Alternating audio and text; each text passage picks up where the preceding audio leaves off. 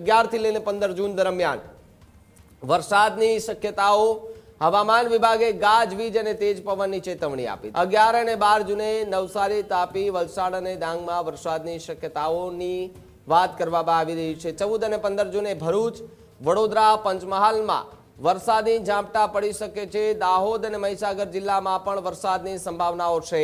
રાજ્યના અનેક વિસ્તારોમાં વાદળછાયું વાતાવરણ રહેવાની પૂરેપૂરી શક્યતાઓ હાલ તો વર્તાતી જોવા મળી રહી છે। ગુજરાતની અંદર 15 જૂન બાદ વરસાદી સિસ્ટમો બને અને આના જ કારણે ગુજરાતની અંદર મેઘરાજા ધડબડાટી બોલાવે તેવી પણ સંભાવનાઓ જોવા મળી રહી છે।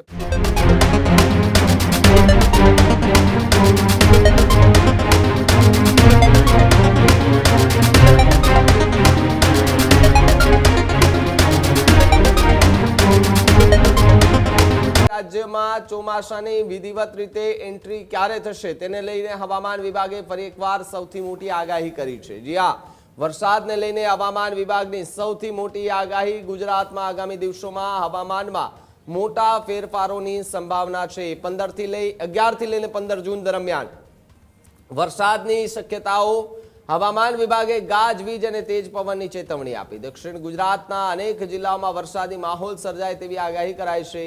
11 અને 12 જૂને નવસારી, તાપી, વલસાડ અને ડાંગમાં વરસાદની શક્યતાઓની વાત કરવામાં આવી રહી છે। તો બીજી તરફ દમણ અને દાદરા નગર હવેલીમાં પણ વરસાદની આગાહી છે। કેટલાક વિસ્તારોમાં પવનની ગતિ વધવાની સંભાવનાઓ વધતી જોવા મળી।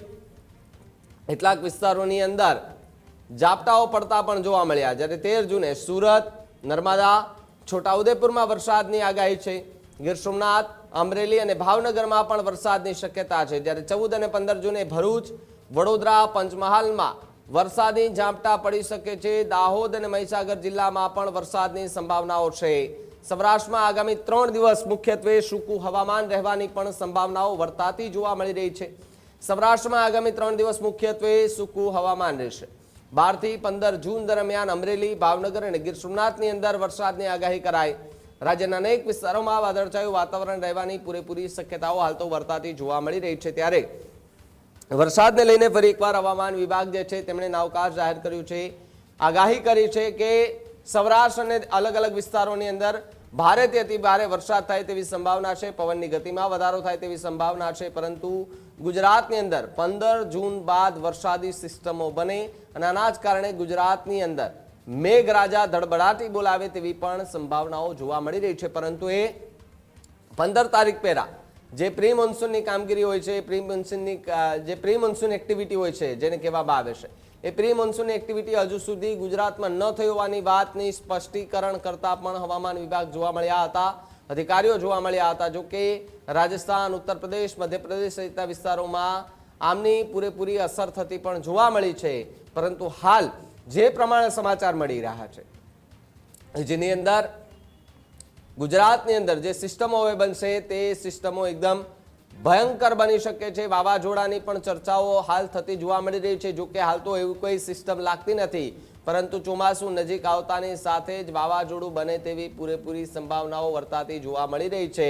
અને આના જ કારણે અત્યારે પણ હવામાન વિભાગના જે અધિકારીઓ છે, જે નિષ્ણાંતો છે, તેઓ લગાતાર અરબ સાગરની એક્ટિવિટીઝ પર ધ્યાન રાખીને બેઠા છે, નજર રાખીને બેઠા છે।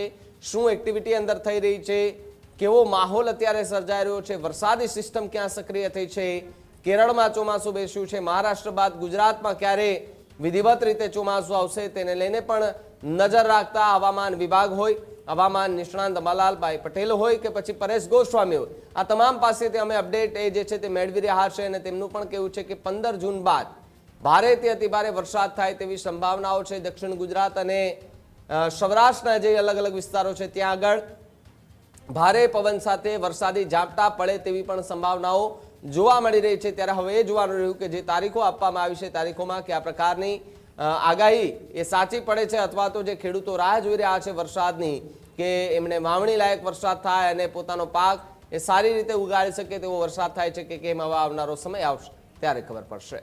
આ જ પ્રકારની તમામ અપડેટ જોવા માટે ન્યૂઝરૂમ ગુજરાતને લાઇક, શેર અને સબસ્ક્રાઇબ કરવાનું ભૂલતા નહીં।